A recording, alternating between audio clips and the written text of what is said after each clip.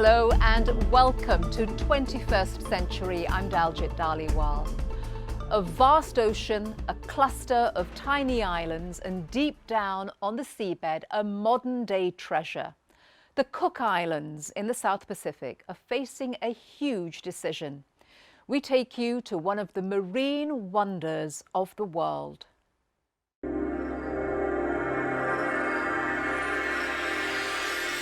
The Pacific Ocean occupies nearly 1/3 of the Earth's surface and contains one of the planet's most diverse ecosystems. Thousands of species thrive in these waters.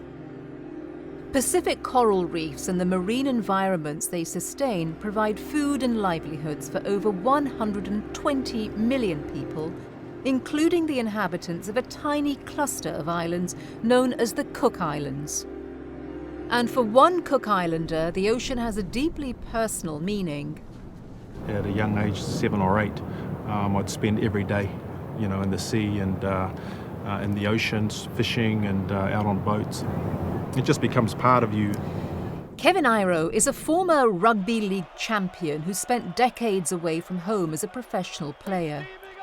Though his career took him away from his native Cook Islands, Kevin returned as often as he could.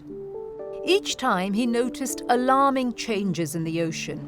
Fishermen catching fewer fish, dying coral, and growing commercial interests pursuing resources found around the Cook Islands. On returning to the Cook Islands following his rugby career, Kevin decided to dedicate himself to the preservation of this extraordinary natural treasure.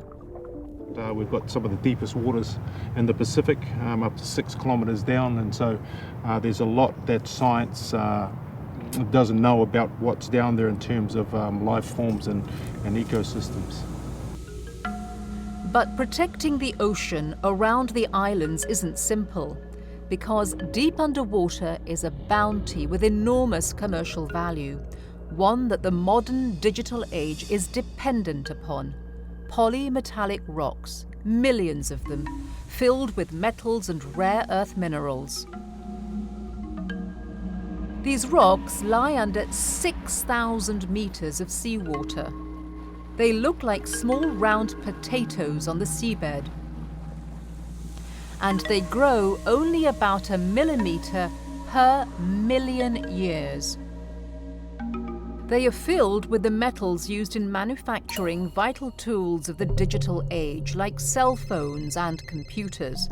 There's enough metal in these waters to last for hundreds of years. Our search for the minerals in the deep seabed has been recent.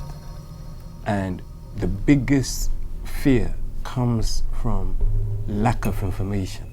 We don't really know what is there. We know that mining, you would end up churning the bottom of the seabed, creating these plumes which could suffocate these animals. Nia Dunton is the Secretary General of the International Seabed Authority, an autonomous organization established by the United Nations 1982 Convention on the Law of the Sea.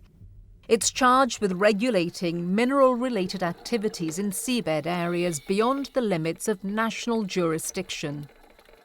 We cannot go forward with mining until we have a much clearer definition of the animals associated with these resources that through mining you could suffocate.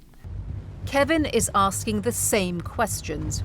Faced with a range of issues which could threaten the marine ecosystem, he's determined to find a way to protect the Cook Islands. I've got 6 kids that are, I'd hope that when they get older and they have kids that, they'd be able to enjoy the ocean, as much as I did when I was young.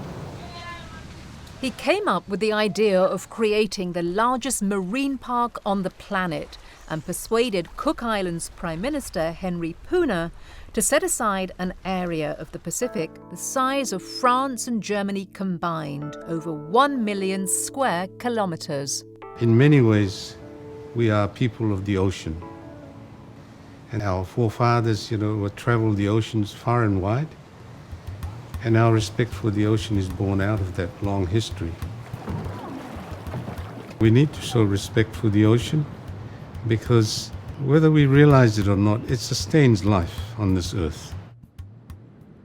The park will give Cook Islanders the power to decide how much commercial exploitation can take place without seriously damaging the environment. They hope to create a groundbreaking plan that will both harness the wealth of the sea and safeguard the ocean. So there are competing interests within the Cook Islands Marine Park boundaries, and those are obviously fishing, mining. Then you've got those who want to conserve and protect our environment. To see exactly where the competing interest groups overlap, Kevin uses maps of the areas under discussion. These maps will create a detailed overview of the dilemma facing each island. It's called a Geographic Information System, or GIS for short. Each map makes a layer in the GIS. First, a map of fishing areas. Next, where the traditional leaders want to set conservation zones. And at the bottom, the lucrative mineral hotspots. Where the three overlap is where the greatest clash of interests may happen.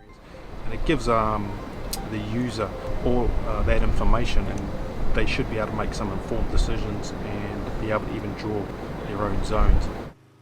Any geographic information Kevin gathers will go into the GIS as a new map layer. His team joins the research ship Golden Shadow. On board, a group of scientists from the Khalid bin Sultan Living Oceans Foundation. The researchers dive hundreds of times, surveying coral reefs and gathering data about the species that might be affected by the range of threats. Kevin also has been tasked with finding out what the people of the Cook Islands think about how the new park will be used. So every individual in the Cook Islands, we want them to have a say about how they think we should be managing the Cook Islands Marine Park. And what do you think about the Hasawariki plan? It's a good plan. Yeah. If you could make your own zones, where would they be? I'll go 200 miles out. Yeah, well, we can Of do course that. I will do that. Would you have it the same size as the Kotunui Hasawariki, or bigger or smaller? To me, it's best to be bigger, but Yeah. Oh, yeah. Right. I mean, the mining people, the nodules are so deep that they're saying they can come up with technology that is not going to disrupt anything when it comes up. But I can say the same thing to you. yeah, I don't even know if it's true or not. Yeah, Yeah. that's right. very much. Have a nice Thank you, Mama. Bye.